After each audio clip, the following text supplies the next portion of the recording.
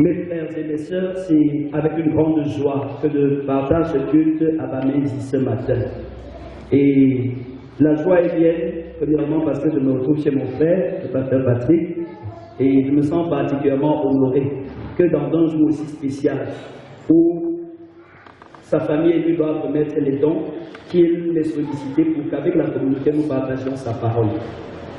L'autre raison qui me rend content aussi, c'est le prix que vous avez aux yeux de Dieu. Et comme l'apôtre Paul parlait de ce qu'on dit des chrétiens de Thessalonique, en Achaïque et en Macédoine, je peux vous garantir qu'on parle aussi déjà de vous avant tout ça. On parle même beaucoup de vous. Et je suis content de voir ces personnes spéciales. J'ai tellement rêvé d'avoir un dimanche comme celui-ci avec vous. Et comme vous savez, les exigences du ministère ne l'ont pas toujours permis. Merci infiniment, pasteur, d'avoir permis que je sois avec vous. Soyez tous bénis dans le nom de Jésus. Est-ce que quelqu'un peut m'aider à saluer 3 de ses voisins ce matin avant qu'on ne continue? Oui, j'étais déjà salué, mais maintenant c'est le pasteur Valérie qui te salue.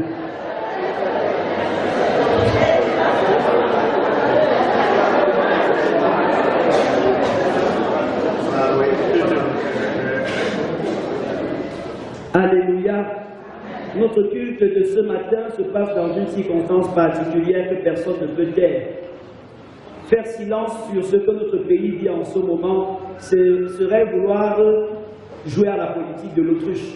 Faire comme si en ignorant le problème qu'on vit, le problème va disparaître. Et nous avons vécu quelque chose de tellement tragique hier. Imaginez que des enfants qui, dans 20 ans, 30 ans, auraient pu être les potentiels présidents de la République, ministres, députés de ce pays, ont été lynchés par des personnes sans aucune crainte de Dieu, des personnes sans foi ni loi. C'est quelque chose de terrible et d'aberrant. Et ça nous amène à nous poser des questions. Maintenons-nous tranquilles. Souvent, la maladie de quelqu'un ne commence pas le jour où il arrive devant le médecin.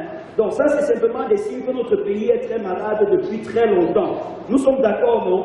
Il n'y a pas que ça. Ça, c'est une des choses qui extériorise la souffrance dans laquelle les Camerounais en ce moment se trouvent, dans tous les horizons, dans tous les coins de notre pays. Beaucoup de nos jeunes, peut-être ne sont pas égorgés, mais ont un avenir déjà décapité avant même qu'ils ne se présentent. Les gens sont dans le chômage, les parents s'interrogent, d'autres se disent que si on envoie les enfants en Europe, on sera sauvé des problèmes, vrai ou faux. Mais après, ça nous crée encore plus de problèmes en famille même, c'est ça? Donc, notre pays souffre énormément. Il y a la famine, il y a la pauvreté, il y a toutes sortes d'injustices, de méchanceté. Et à un moment, on voudrait bien se poser la question, est-ce qu'il y a encore une chance pour notre pays? Est-ce que c'est encore possible? À un moment, un auteur a dit que l'Afrique noire était mal partie en voyant comment nous, dans nos pays africains, on vivait, n'est-ce pas? Il a essayé de le démontrer. Peut-être je vais laisser l'Afrique noire et je vais vouloir ce matin que nous puissions revenir au cas de notre pays et que nous nous posions un certain nombre de questions.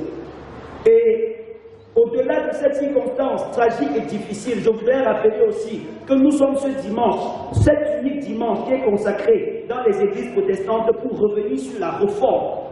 Ainsi, il est donc nécessaire de réfléchir sur nous-mêmes, sur notre raison d'être sur la terre, sur notre avenir éternel, sur la mission de Dieu pour chacun de nous et comment est-ce qu'il voudrait qu'on puisse la vivre. Et s'il y a des personnes qui sont désespérées et qui se disent non, le pays ici est comme ça là, c'est vrai non. Souvent, vous montez sur la moto et là, chacun dit non, le pays ici ne va jamais changer. Nous sommes, tous les Camerounais sont comme ça. J'aimerais vous dire qu'il y a une autre positive qui arrive en chemin. On ne peut jamais être trop désespéré pour Dieu. Quand un cas vous dépasse, présentez-le au Dieu de l'impossible et vous verrez ce qu'il fera.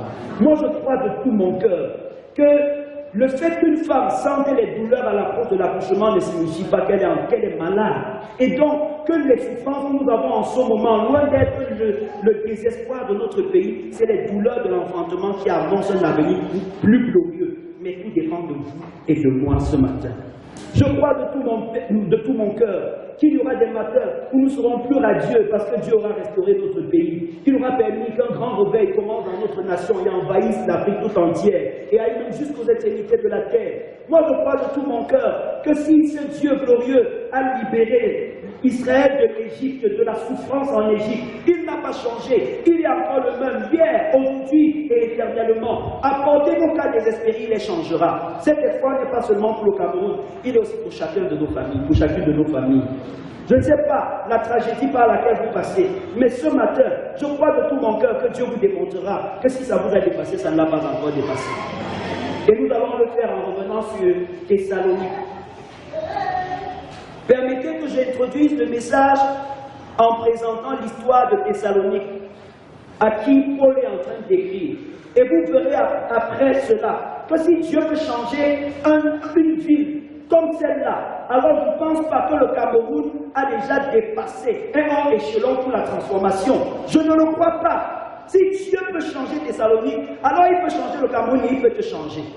Tout ce qu'il veut, c'est que ton cœur ce matin accueille sa parole avec foi et que tu te décides de croire cela et de l'appliquer dans ta vie. Amen. Thessalonique, c'était une ville portuaire. Elle est située juste au bord de la mer. Et elle est un peu dans la position de Douala. On voit comment Douala est, non? Douala ou Krivi.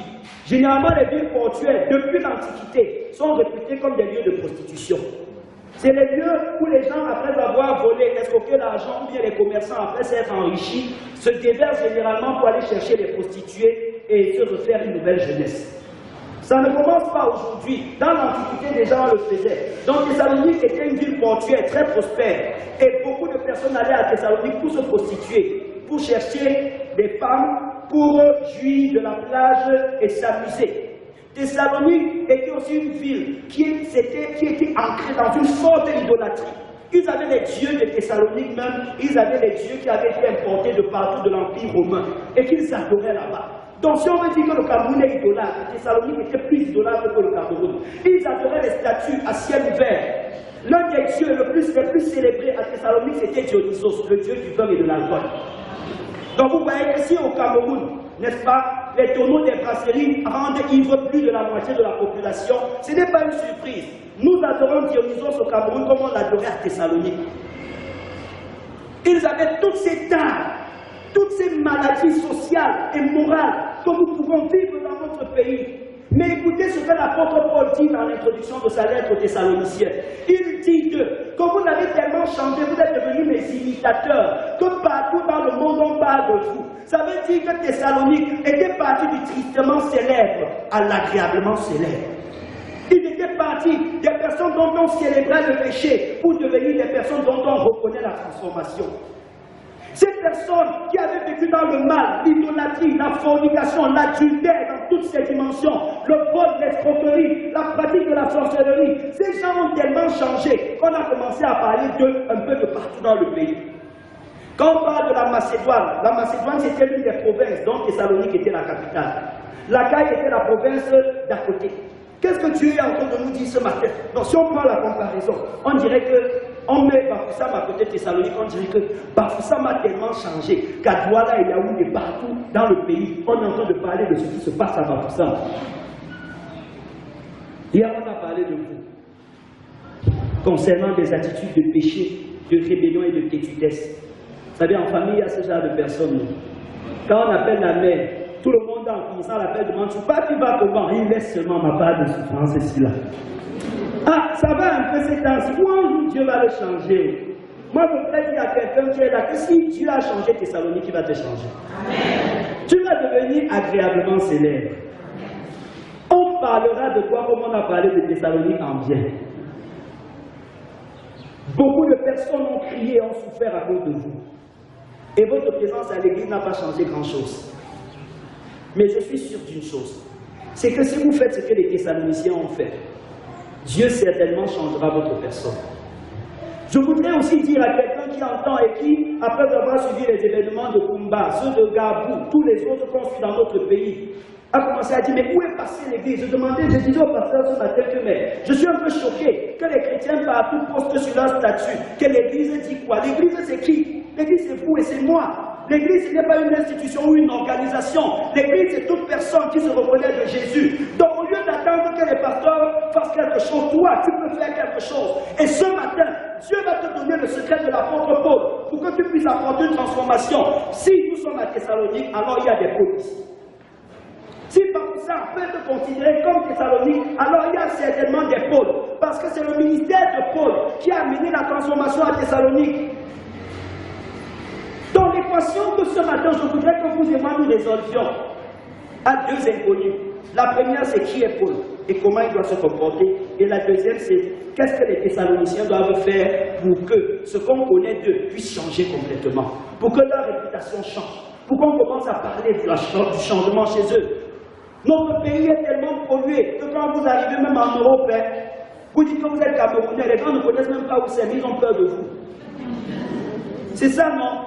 Mais ça va changer, je vous assure. Il y a quelque chose que si toi et moi nous faisons, ça va changer. Dans quelques temps, on va plutôt chercher les Camerounais. On va plutôt dire que non, il y a un pays où les gens sont intègres et corrects. Ce pays s'appelle le Cameroun. Qu'est-ce qui s'est passé là-bas?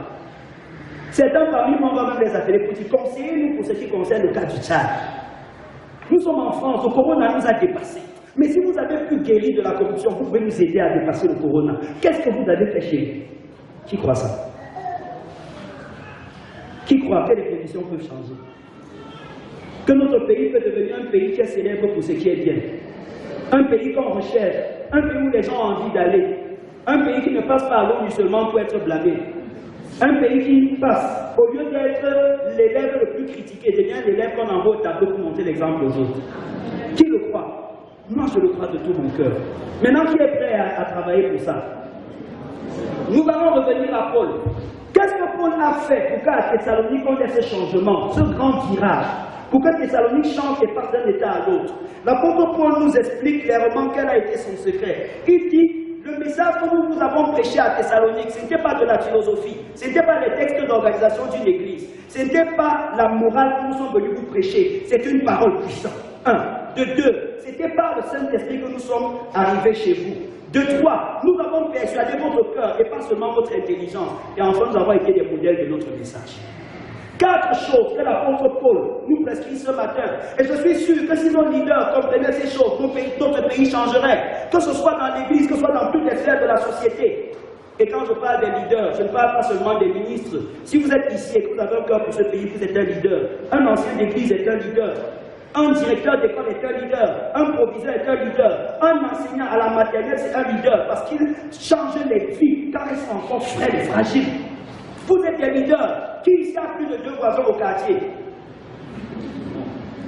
Plus de 2 voisins, lui ne vit pas en tout, qui lève la main. Tous, alors vous êtes des leaders. Il y a une potentielle influence que vous pouvez exercer sur vos voisins. Il y a quelque chose que vous pouvez changer. Chaque fois qu'un homme, au lieu de considérer sa propre responsabilité, regarde à un autre, il devient irresponsable. Quand il y a une situation, et au lieu de considérer ce que vous pouvez faire, vous commencez à dire qu'est-ce que les pasteurs font? Le pasteur Patrick là, pourquoi le pasteur Thionza, pourquoi le président d'église, vous devenez un irresponsable? Dieu vous a créé de manière à ce que votre avenir ne dépende de personne, si ce n'est de lui. Et par conséquent, tous les jours accuser les autres de votre malheur, de votre souffrance, c'est être irresponsable. Dire que votre vie est devenue ce qu'elle est devenue parce que votre femme n'est pas soumise, c'est être irresponsable. Dire que vous êtes ce que vous êtes parce que vos parents ne vous avaient pas envoyé à l'école, c'est irresponsable. Dieu était au courant du comportement de vos parents avant de les choisir pour vous. Vous et Dieu, vous êtes les deux seuls artisans de votre futur.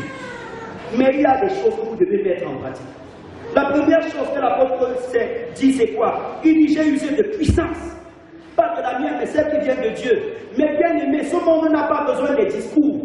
Écoutez l'ONU et vous allez sur qui a les plus beaux discours de la terre. Est-ce qu'on se comprend bien? Notre église n'a pas besoin des discours. J'ai écouté les prédications les plus belles dans notre église, mais ça ne signifie absolument rien. Qu'est-ce que le monde veut voir? Le monde veut voir la puissance. C'est la puissance qui envoie vos généraux chez les marabouts pour se faire blinder. C'est la puissance que vos ministres cherchent dans la rose croix. C'est la puissance que vos grands intellectuels cherchent dans la franc-maçonnerie. Mais cette puissance, elle est cachée en une personne. Elle est cachée en Jésus. J'aimerais dire à quelqu'un qui a soif de puissance que ce n'est pas un péché. Le péché, c'est de la chercher là où elle n'est pas. Vous êtes allé chercher la puissance dans les chefferies, vous vous êtes trompé. Il n'y a qu'une seule chefferie qui donne la puissance, c'est le ciel. Nos notables et nos chefs sont tellement abusés de leur pouvoir que personne parmi eux ne permet que, même quand il n'est pas à la maison, tu t'asseyes sur sa chaise, vrai ou faux? Et vous croyez qu'ils protègent la chaise comme ça pour vous donner le vrai pouvoir? Attends, ça c'est des amusements, vous vous moquez de vous-même. Souvent les gens qui cherchent la puissance à la chefferie, ils ne vous donneront pas la puissance là-bas, parce qu'eux-mêmes ils ne l'ont pas, ils la cherchent. Depuis que celui qui est mort et ressuscité pour vous, après sa résurrection, a dit, tout pouvoir m'a été donné dans le ciel et sur la terre, il n'a plus le pouvoir nulle part. Le pouvoir vient en Jésus. L'apôtre Paul, pour exercer l'influence qu'il avait exercée, a dû recevoir de Jésus la puissance. Mais bien aimé, Paul a été un docteur de la loi, un grand pharisien, mais personne n'avait été changé par les messages de Paul. Il a fallu que Paul rencontre Jésus pour que la puissance de Dieu change son caractère et change les gens autour de lui. Je me demande comment est-ce que nous pouvons suivre le même évangile que l'apôtre Paul a suivi, prier le même Dieu que l'apôtre Paul, et que nos vies soient tellement misérables. Dis à ton voisin, tu as besoin de puissance. Maintenant, cette puissance-là est en Dieu et elle est rendue accessible par la deuxième chose que je vais vous dire, la personne du Saint-Esprit. Voulez-vous que ce pays change? Vous avez besoin que l'Esprit de Dieu vous saisisse et vous guide. L'Esprit de Dieu vous rendra téméraire et zélé. Certains auront l'impression que vous êtes fou quand vous prendrez certaines batailles, mais l'Esprit de Dieu bouillonnera en vous. Et vous aurez l'énergie de Samson pour défier les adversaires de cette nation. Dieu veut des gens qui croient en lui et qui saisissent le Saint-Esprit, qui se laissent embraser de l'intérieur par le Saint-Esprit et qui vivent pour Dieu. Et ce qui est intéressant, c'est que le Saint-Esprit n'est pas l'esprit des pasteurs, c'est l'Esprit de Dieu, il est donné à qui le veut. Ça veut dire que ce matin, si vous voulez que Dieu vous remplisse de son esprit, il est prêt à le faire.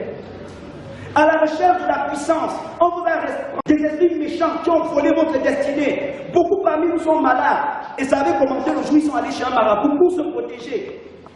Vous vouliez la puissance, on vous a donné un esprit contraire. Et ce matin, Dieu est prêt à vous donner son glorieux Saint-Esprit, à habiter en vous et à vous rendre capable de changer les situations. Je suis sûr de moi, ce pays peut changer. 12 personnes ont secoué la terre tout entière. Et nous sommes plus de 12 ici. Si ce matin il y a des gens qui veulent le changement, qui permettent à l'Esprit de Dieu de les remplir. Ce pays n'a pas besoin de philosophie. J'ai vu de grands auteurs de ce pays qui ont écrit des repères philosophiques que nous avons lus à l'école, mais après on entend qu'ils sont des voleurs. Ça veut dire que leurs écrits ne les ont pas changés. Vrai ou faux? Les gens ont parlé de l'excellence dans ce pays, et après ils ont été les pires médiocres qu'on n'a jamais vus. Dans leur philosophie ne les a pas changés. Mais bien aimés, ne vous y trompez pas, aucun homme ne peut sauver ce pays, sinon quelqu'un qui a choisi d'être un instrument de Dieu par le Saint-Esprit. Et je ne parle pas du pasteur Patrick ni de moi, je parle de vous qui êtes assis. Dieu peut se servir de vous. Et à la fin, je vous donnerai un exemple, c'est que vous sachiez que ce que je dis est possible. La troisième chose, c'est la puissance pour persuader. Quand le Saint-Esprit est en vous, ces trois choses sont liées. Quand le Saint-Esprit est en vous, même de simples paroles, vous allez voir, souvent vous avez vendu votre enfant jusqu'à avoir mal à la tête, c'est ça le Père. Jusqu'à il vous a même donné l'attention, vrai ou faux? Hein? Un jour, il arrive chez le pasteur parle seulement un peu avec lui, tu fais quoi à ton père? Il pleure. C'est ça. Mais qu'est-ce qui s'est passé? Ce ne sont pas les mots qui changent les gens. C'est la puissance de Dieu dans vos paroles qui permet de percer les cœurs, même les plus difficiles. Êtes-vous fatigué de parler à vos enfants? Dites à Dieu de saisir votre bouche et de vous rendre et de faire de vous quelqu'un de persuasif.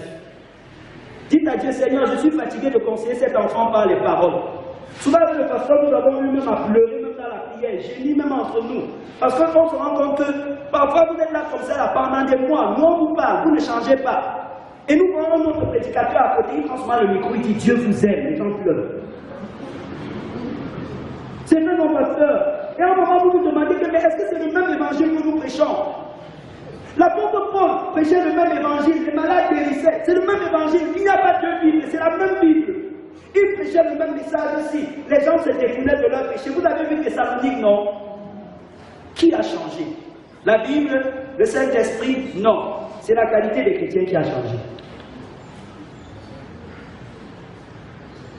Avec persuasion, avec puissance, par le Saint-Esprit, et en étant un modèle de ce qu'on enseigne. Mais bien aimé, pour finir avec Paul, je peux vous garantir que si vos enfants ne changent pas, demandez-vous souvent s'ils ne vous ressemblent pas. Je suis très sérieux. Si vous êtes fatigué d'un enfant, commencez un peu à prier. Si la grand-mère est encore vivante, allez demander à la grand-mère si l'enfant là vous ressemble. Parce qu'il est fort possible que l'enfant là est en train de reproduire ce que vous étiez dans le passé sans savoir. L'apôtre Paul, pouvait apporter une transformation dans la vie des gens parce que lui-même il était inscrit à l'école de sa prédication. Il ne parlait pas seulement dans les discours, sa vie était un modèle de ce qu'il prêchait.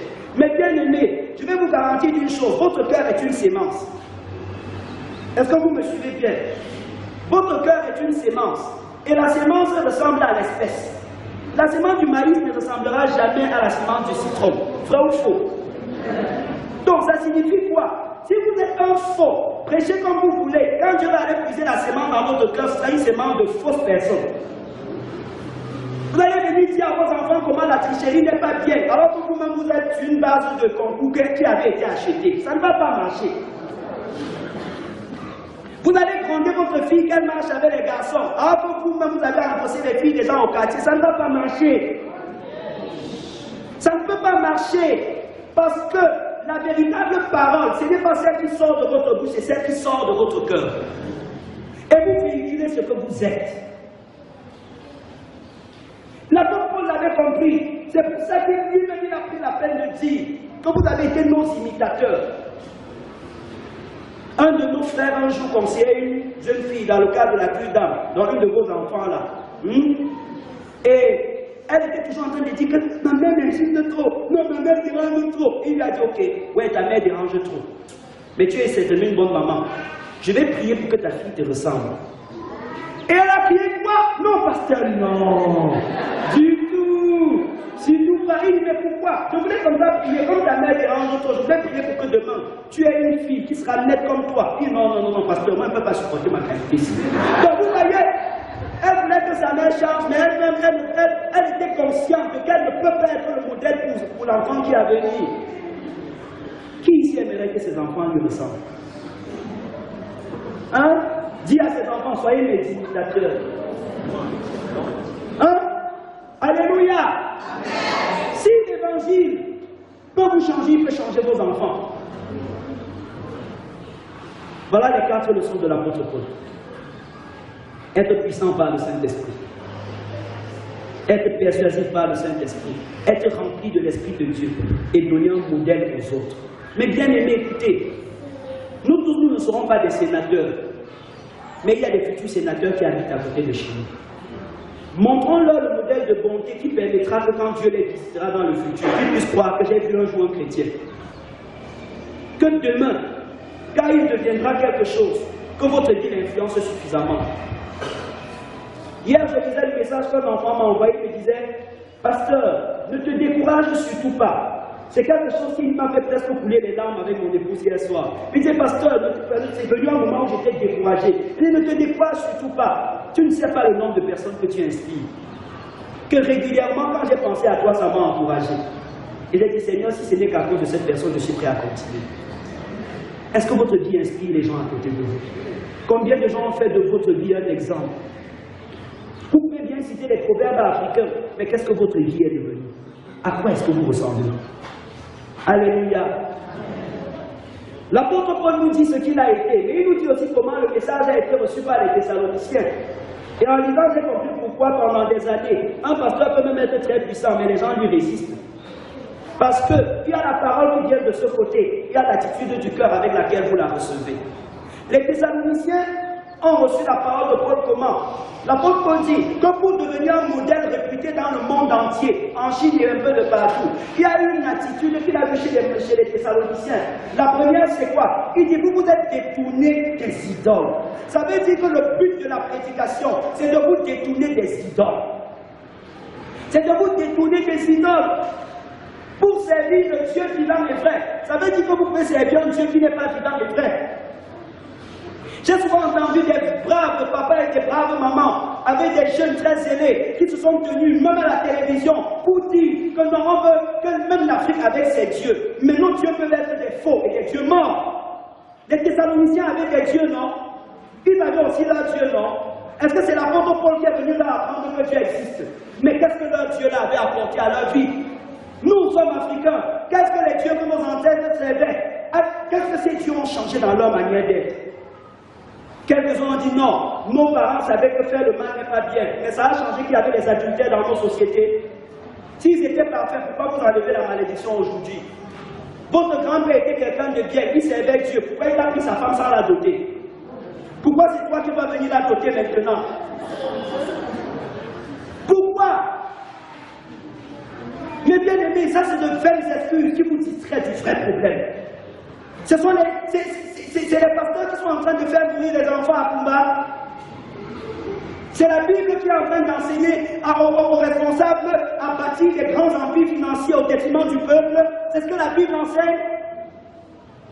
Ne permettez pas que les faux dieux de la grosse et de la franc-maçonnerie qui préparent leur retour vous séduisent. Le problème, ce n'est pas la Bible, c'est vous-même. Découlez-vous de vos idoles. Je parle de quelles idoles? Je parle des idoles ancestrales que nous avons dans nos familles.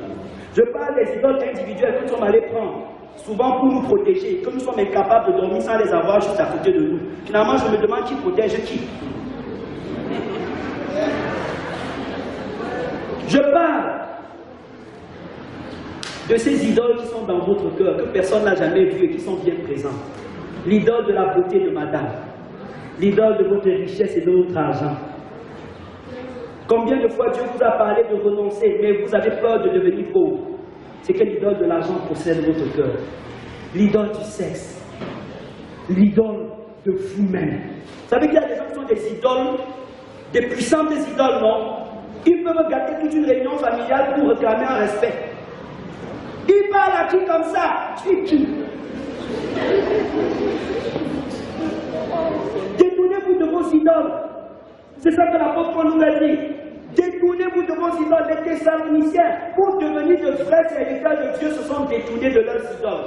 Et vous ne pouvez pas avoir deux dieux dans votre vie. Soit vous servez les idoles, soit vous servez le Dieu vivant. Mais Dieu dit que vos idoles sont des dieux morts et de faux dieux. Tout ce que vous appelez Dieu n'est pas Dieu. Même certains qui disent ici qu'ils croient qu'il y a un être suprême. Dieu ne veut pas dire être suprême. Hein.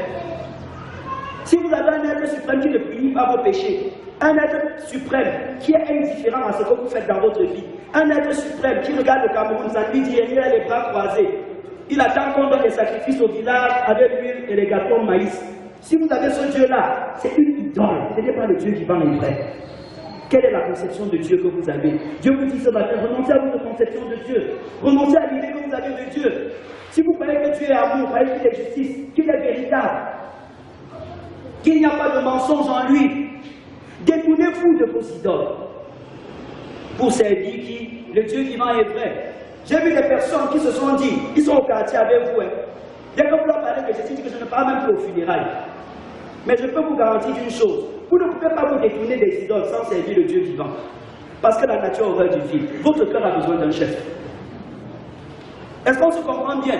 Personne ne peut dire, je ne vais jamais chez les marabouts, je ne vais jamais ici, je ne vais jamais cela. Les idoles ne sont pas seulement chez les marabouts, même vous-même, vous pouvez être une idole de vous-même. Et c'est le moment de vous mirer en vous-même et de vous demander, est-ce que je sers le Dieu vivant et vrai? Ils se sont détournés pour servir. On se détourne pour servir. Qui est-ce que vous servez? Si vous servez l'argent, alors l'argent est encore votre Dieu. Si vos projets sont limités par le compte bancaire que vous avez, alors votre Dieu, c'est votre compte bancaire. Si vous ne pouvez pas compter sur Dieu pour votre santé, alors Dieu n'est pas votre Dieu. Demande à ton voisin, tu sais qui est. Dis-lui que si tu ne sais pas le Dieu vivant, tu sais encore les histoires. Pour servir le Dieu vivant et vrai, tu dois avoir quoi? Pour servir le Dieu vivant et vrai. Et troisième chose, pour attendre du ciel le retour de Jésus. Les vrais chrétiens ne vivent pas pour eux-mêmes. Les vrais chrétiens attendent le retour de leur maître. Alors que beaucoup ont soif de la gloire de ce siècle, les vrais enfants de Dieu attendent le retour de leur maître pour hériter avec lui. Un vrai chrétien doit être impliqué dans la préparation du retour de son Seigneur. Il y a une année où le pape devait venir ici. J'ai vu comment on a nettoyé les routes pour Yaoundé pour accueillir qui? Le pape. Pour qu'un pape dise les choses qu'on entend. C'est ça. Et le pape doit venir. Toutes les églises, pas tous les évêques ont commencé à dire non, il faut qu'on s'organise. C'est une décret de pape. Et après, le pape l'a même démissionné. Nous, on nous dit que notre sauveur, celui qui a accepté de mourir pour toi, quand aucun animal ne pouvait parler pour toi, celui qui a accepté de prendre ta place et d'aller intercéder tous les jours pour toi, celui qui a donné sa vie afin que tu prennes sa gloire. La Bible dit qu'il reviendra bientôt. Et au lieu de préparer son retour, tu construis des maisons. Je n'ai pas dit que construire les maisons est un problème, mais je dis seulement que si tout pour toi, c'est construire des maisons, sache que tu risques de ne pas passer l'éternité. En tout cas, pas que tu risques. Tu ne passeras pas l'éternité dans ces maisons-là. J'ai vu les gens finir les chantiers et c'est leur corps qui est entré pour la veiller. Compris? Donc, arrêtez de courir pour des bêtises. Préparez le retour de Jésus. Disposez votre âme à accueillir le Sauveur. Ne mettez pas votre sécurité dans des choses illusoires. Vivez pour le retour de Jésus. On dit il y a campagne d'évangélisation, les gens ne passent pas. Après, ils se plaignent dans les voleurs, les braquent à la maison. Mais si tu ne les évangélises pas, tu veux qu'ils ne braquent pas comment? Préparons le retour de Jésus. Allons leur parler de l'amour de Dieu. Je ne m'adresse pas à vous seul, je parle aussi à moi. Qu'est-ce qui vous empêche de vous investir à préparer le retour de Jésus? S'il arrivait que Jésus vienne aujourd'hui même, maintenant, c'est comme on est à l'église, quels sont ceux qui sont prêts? Il y a des jours, pasteur, je me suis dit, si Jésus vient dimanche, ce sera compliqué. Certains ont fui l'église pour aller à la tontine. Et leur premier jugement, c'est ça, qu'est-ce que tu fais là-bas? Si Jésus venait maintenant, est-ce que vous êtes prêts? Mais les frères chrétiens préparent le retour de Jésus. Mais bien aimé, ce n'est pas une illusion, c'est vrai. Dis à ton voisin, est-ce que tu es prêt? Demande-lui encore, est-ce que tu es prêt? La Bible précise que ce Jésus nous délivre de la colère à venir. Dis à ton voisin qui a la colère à venir. Donc je suis en train de dire à quelqu'un que Kumbala, ce n'est même pas encore la colère. Qui a la colère? Est-ce qu'on se comprend bien? Il y a des événements plus sérieux que Kumbala qui arrivent. Et que si vous n'êtes pas prêt, ça va vous emporter. C'est la raison pour laquelle vous devez trouver un refuge en Jésus. Cachez-vous en Jésus ce matin. C'est lui seul qui nous délivre de la colère à venir. Alléluia. Jésus nous tend la main ce matin. Il dit à quelqu'un, tu as une fausse espérance. Tu aimes des choses inutiles. Je veux te délivrer de la colère à venir. Si ce matin, vous êtes prêt à saisir Jésus, Jésus est prêt à faire le chemin avec vous. Amen. Et je vais conclure en présentant un exemple. Nous sommes quoi? Quelle est la différence entre l'église ici et l'église catholique? On appelle ceci quoi? Évangélique. Nous sommes des protestants, non? Beaucoup de gens sont assis sur le protestantisme et ils en tirent bénéfice, mais ils ne connaissent même pas comment ça s'est passé. Ils entendent souvent parler de Luther, ils ont même donné le nom de leur enfant Martin Luther, mais eux ils ne connaissent rien de ce Martin Luther. Mais Martin Luther a vécu ce que les Thessaloniciens ont vécu et ce que l'apôtre Paul a vécu. Il vivait dans un système religieux, il venait à l'église tous les matins, mais il n'avait pas l'assurance du salut. Il a marché à genoux sur les escaliers de la basilique Saint-Pierre de Rome pour chercher le pardon de Dieu. Il est rentré avec le cœur serré.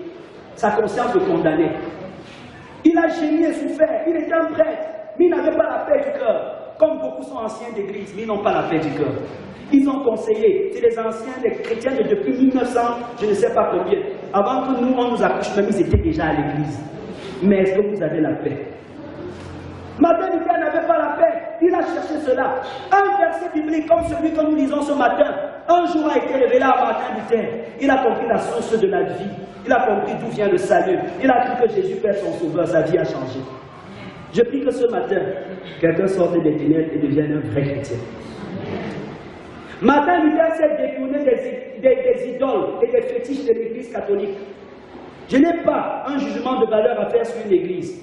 Mais je regrette, si les gens sortent de ce que la Bible dit, la vérité nous impose de le dénoncer.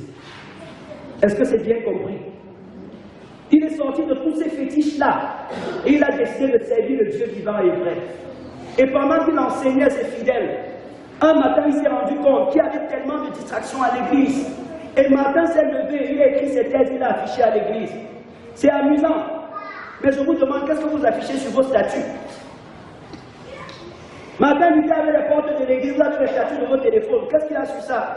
Des blagues sans sens, qui ne servent à rien.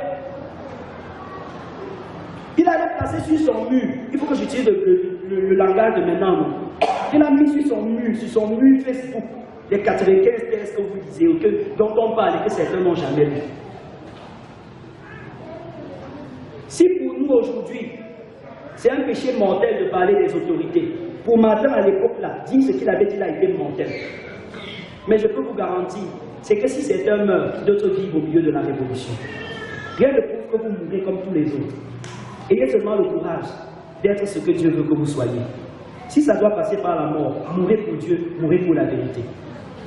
Si Dieu veut vous garder vivant, il vous gardera vivant comme Martin Luther.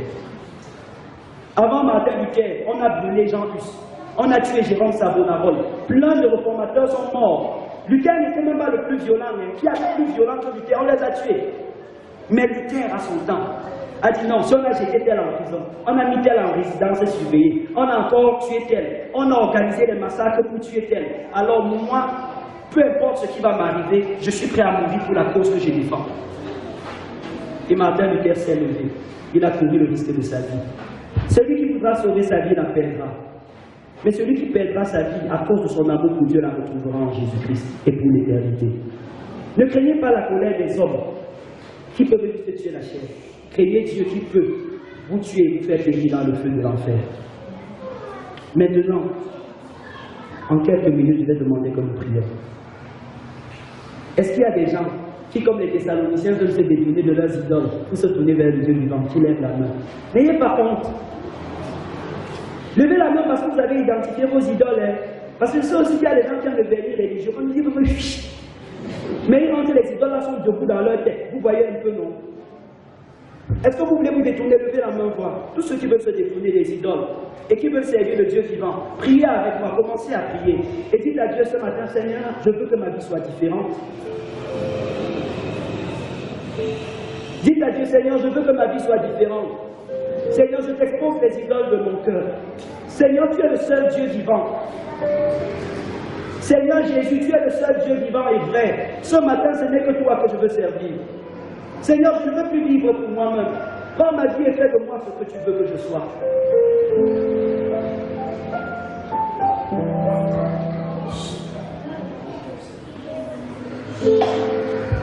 Dis-lui, Seigneur, je suis fatigué de servir une religion. De venir à l'église sans que rien ne change. Seigneur, ça fait des années que je suis en train d'aller à l'église. Je suis baptisé, ça fait 5 ans, 10 ans, 15 ans, 20 ans. Mais Seigneur, ma vie est restée la même parce que je sers encore des idoles. Si je suis fornicateur, c'est parce que je vis dans les idoles. Oh, il y a des adorateurs de Dionysos dans cette salle. Des gens pour qui l'alcool passe en premier avant tout. Qui sont faits à saluer l'image de l'église parce qu'ils s'asseyent dans les bars et boivent. Ils boivent comme des tonneaux. Et pour eux, ne pas boire la bière est un péché. Ça veut dire que Dionysos est votre Dieu. Dites à Dieu ce matin, Seigneur, j'ai détruit ton église en m'attachant à l'alcool, en étant une fraude. Ma famille a été diluée par l'alcool. Mes enfants ne fréquentent pas parce que j'ai tout sacrifié au vin. Dans ta grâce, sauve-moi ce matin.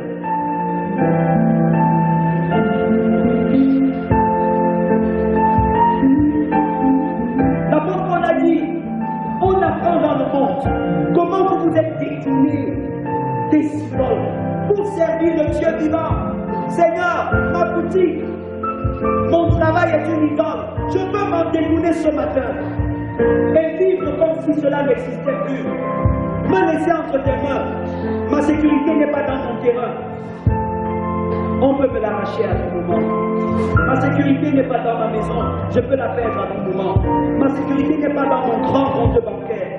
En Suisse comme au Cameroun, je peux le perdre à tout moment. Je mets ma confiance en toi ce matin.